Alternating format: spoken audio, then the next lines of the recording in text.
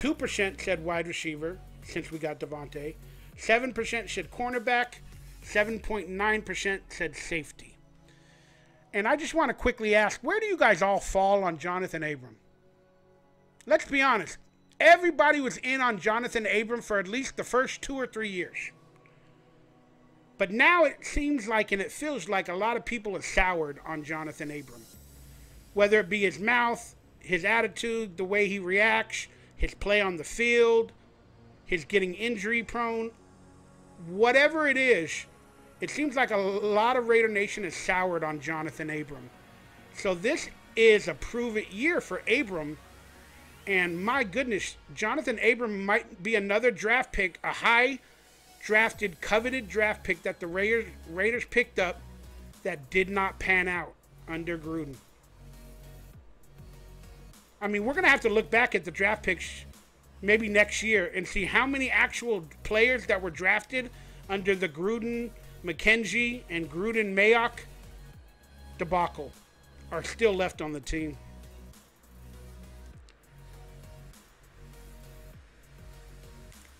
People are like, I like Abram. I still like him. I'd like to see him stick in the box. I like Abram.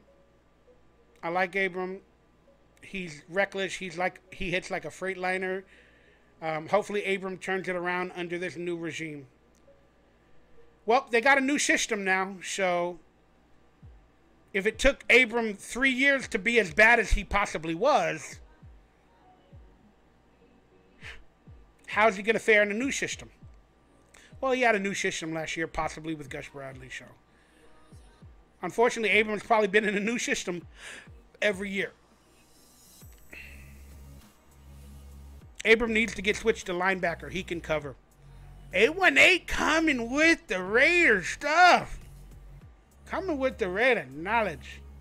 You all are, trust me. But I've agreed with him the last 2 times he's wrote some stuff.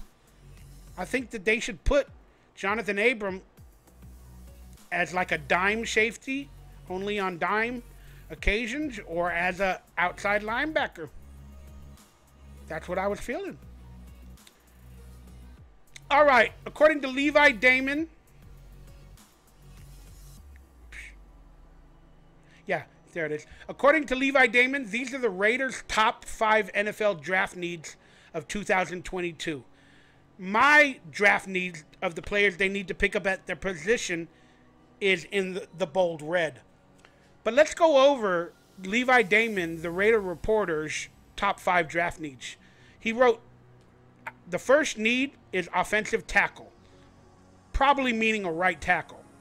The projected starters so far at tackle, as of this moment before the draft, is Colton Miller and Denzel Good.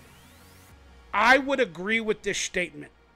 Because of the draft pick of Leatherwood was supposed to solidify the right tackle spot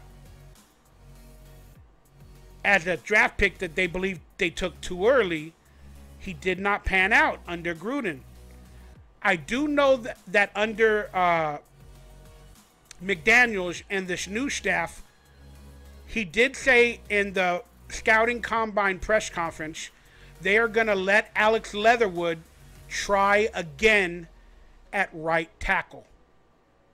Even though he played decent at right guard, they're going to let him try again at right tackle to see if they can get something out of that original draft pick.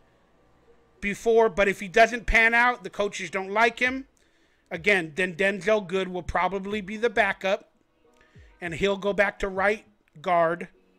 And then depending on who we draft, that player might compete for the right tackle spot with Denzel Good, Alex Leatherwood as well. But I do believe that is a big need for the Raiders. And the number 1 priority is the offensive line tackle position, as I wrote it as number 1 in my needs, bold and red, offensive tackle. Levi Damien wrote, second biggest need is defensive interior. The projected starters are Jonathan Hankins, we brought him back, thank goodness, and Bilal Nichols. Who? Exactly. That appears to be a big need is the defensive interior. I have that a little bit lower because I do believe players like Cleveland Farrell. Is he still on the roster? I got to look that up. My goodness. I do believe Cleveland Farrell can play inside like he did early on if need be as a backup. So I don't have defensive interior that high as Levi Damien, but it is definitely a need that I wish they would have got in free agency. But they got Hankins back at least, and he was a beast. Raider Critique's like, yes, Cleveland Farrell is still there. You see, I don't even know with these Gruden draft picks. I don't even know. He might have even been drafted before Gruden. I don't know. I just don't know anymore. The third position of need is, according to Levi Damien, is wide receiver. The projected starters are Davante Adams, Hunter Renfrow, and Demarcus Robinson, who we just picked up in free agency from the Chiefs. I don't see the wide receiver position as a need. Not even third. I think I have him fourth or fifth on my needs below because of Davante Adams, Hunter Renfrow, and Demarcus Robinson. But again, I didn't think wide receiver was a position of need for the Raiders last year as well. When we went into the season with Henry Ruggs, Hunter Renfrow, Zay Jones, and whoever else was on the roster at that time. But I really like the starting lineup. But let's be honest. I think we got Mac Hollins at wide receiver still coming back. I didn't look at the complete roster. I think we got Mac Hollins, and he's decent. But there definitely is spots for some draft picks to be picked up at the wide receiver position, or some undrafted free agents from the draft to come in and vie for a starting spot. And there maybe is room for a free agent wide receiver, like maybe Deshaun Jackson or somebody like that, once we clear up some more money to come in. But as of now, I don't think it's a number 3 need. I would put it along the lines of 4th, 5th, or I'll put it along the lines of 5th or 6th as a need for the Raiders. Not number 3. Now, cornerback is Levi Damien's 4th. The projected starters are Trayvon Mullen. This is his final year to pull it all together and to become a full-fledged starter post-injuries. Then Nate Hobbs worked his way up the roster his first season, playing pretty good. If he can stay off possible trouble off the field, there's some sort of an alcoholism problem within that Raiders locker room. There is. And it needs to disappear. Maybe with the disappearance of somebody like Henry Ruggs, Josh Jacobs, even though technically he wasn't drunk or over intoxicated or whatever when he got in the car crash, he did have alcohol. But you guys know that they pay people to change the story, to not make it as bad as it is, you know, to keep the player on the team. And there's just a lot of youth on the team, and they're in Sin City. So there is possibly an alcohol problem. Like with Nate Hobbs, he didn't get busted for anything that we know of. Oh, he was parked, got a ticket, you know, whatever. But we don't know if that's the true story. We don't know why is he at a hotel? He's got a wife, you know, or he's got a girlfriend at his home in Las Vegas. Why is he at a hotel? Why is he parked there? Was he drinking? Was he partying? You know, like, there's just questions to be answered. And with these young players, that's another reason why Josh McDaniels is going veteran and older. It's because you need a veteran team in Las Vegas as opposed to young players. A lot of these young players can be corrupted so damn easy with, you know, the sins of the world. So projected starters at cornerback are Trayvon Mullen, Nate Hobbs, and then the newly acquired Rock Yashin for Yannick Ngakoue in that trade. Rock Yashin, Trayvon Mullen, and Nate Hobbs is a good 1-2-3 punch. So I think we're good at cornerback. I mean, we could definitely draft 1 or 2 undrafted free agency. I wish we would have got Stephon Gilmore. I was wrong. I thought he was going to go to the Raiders. He started following the Raiders. The reports were he going to be a Raider. But now I believe he's with the Indianapolis Colts. So we lost Stephon Gilmore. Sorry about that. Man, if we had Stephon Gilmore on top of the players I just mentioned that we have, I would have loved it. Loved it. But hey, it didn't happen for whatever reason. I got cornerback as the third biggest need on the team because I don't think moving forward, Trayvon Mullen is going to always be the starter for the next 3 or 4 years. And I'm a little bit concerned about Nate Hobbs. I know he's playing great, but those off-the-field things starting to scare me. Even though nothing technically happened, just I worry about everything. So I think cornerback is at least third on our list. Then he has center at the 5th position. And the projected starter as of now is Andre James only. We could definitely bring back Nick Martin. And they can definitely draft one. But those are the Raiders' top 5 NFL draft needs of 2022, according to Levi Damien. My needs that I wrote in order are offensive tackle, linebacker, cornerback, interior defensive line, wide receiver. And people are like, why you write quarterback, Mikey? For the draft need. Why not?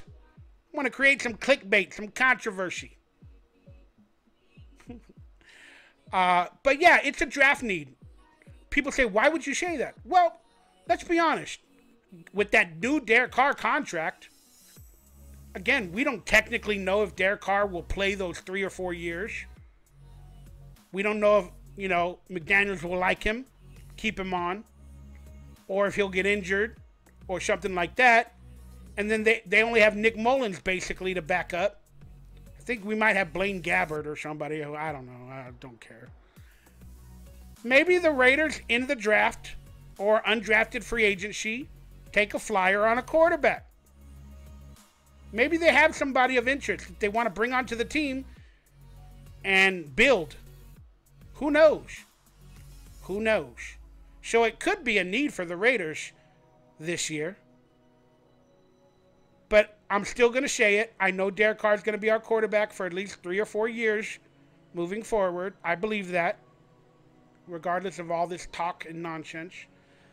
But I do believe the Raiders need to draft a quarterback next year. Somewhere in the next 2 or 3 years to build. To maybe see if they can find a diamond in the rough in the 4th, 5th, 6th round, whatever. In case anything happens with Derek Carr. Or now Nick Mullins. So, you guys let me know your needs below and let me know. I went out and I did a mock draft, y'all. That's right, I did a mock draft. I normally do a mock draft before free agency. That would be my mock draft 1.0. But I didn't do it this year. So now I'm doing a mock draft post free agency. And good thing I did that because we went from like 7 draft picks to 5. Because we traded our first and our second to pick up Davante Adams. So here's the draft results from my 1.0 mock draft. At pick 86, I believe that's the 3rd round, I have the Raiders going with offensive tackle out of Penn State, Rasheed Walker. At pick 126, I don't know what round it is, I can't count. I believe the Raiders pick up cornerback out of Cincinnati, Mamba mentality, Kobe Bryant. Well, why would they do that? Well, we need cornerbacks. Derek Carr loves Kobe. They're doing everything to make Derek Carr happy. Why not bring in a player named Kobe Bryant to remind Derek Carr every single day when he's throwing to Davante Adams that there's a player out there named Kobe that has that possibly has the Mamba mentality, and he could practice and try to play his best against a player named Kobe Bryant. You think Derek Carr doesn't want to play versus Kobe Bryant? You see what I did there? You see? You see? You see? Yeah. So the Raiders pick up Kobe, with a C, Bryant out of Cincinnati to play cornerback. Kobe, cornerback from Cincinnati. CCC. At pick 164, I got the Raiders going with the big inside linebacker out of LSU. He's also an edge rusher. Damon Clark. You guys can look these players up and enjoy your research after. At 165, back to back, the Raiders go double down on offensive tackles out of Arizona State. This will be a starting tackle in the NFL for whatever team he goes to in his first year. I'm making that proclaim right now. With Kellen Diesch out of Arizona State. And if they draft an offensive tackle in the third round like Rasheed Walker, you would hope he would be a starting right tackle that you got in the third round. But I like this guy, Kellen Diesch. He's played all over the offensive line in his career. He's a mauler. No Pittsburgh mauler, pun intended.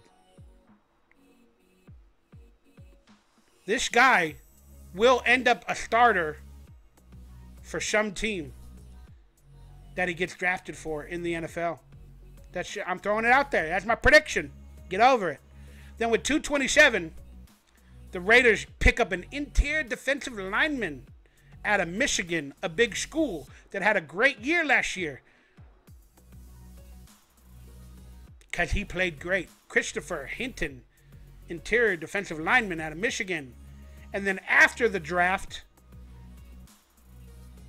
I'm sorry. Yeah, no, this is going to be my only mock draft. Darn it. I normally have 2 or 3 before the draft. Yep, this is going to be my only mock draft, guys. So on our next show, it will be after the draft or during the draft. I don't know how the timing works. Forgive me. But yeah, this is my only mock draft. So let's see if any of my prediction comes true.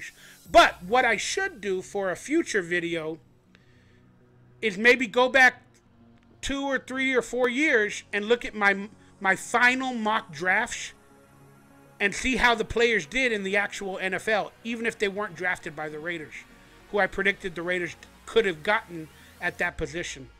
I need to go back and do some history looking, because I made some good draft picks in previous years of players that played really well in the NFL.